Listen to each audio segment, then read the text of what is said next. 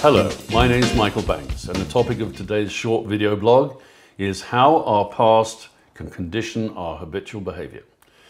So a few years ago, I coached a Vietnamese man who was in charge of half of a biotech firm in Silicon Valley.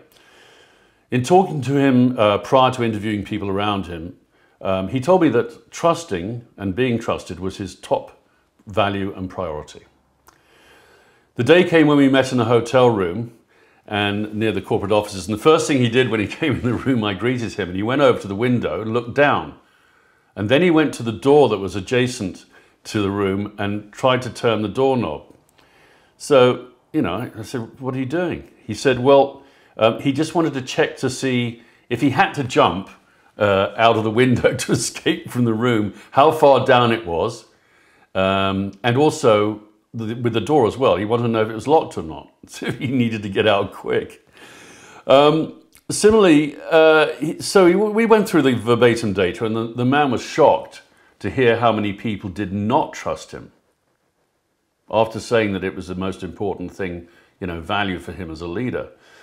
In fact, that was the overriding theme to emerge from the data. In an earlier conversation, he had told me that during the Vietnam War, he'd been sent to a university in Japan. Each year he would return to Vietnam to his high school reunion. And in the first year there were 52, including himself, at the reunion.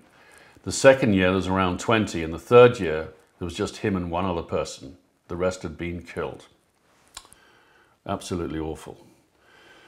The next thing that he realized was that he kind of connected checking the escape route out of the hotel with the ever-present danger that he experienced in Vietnam during the war.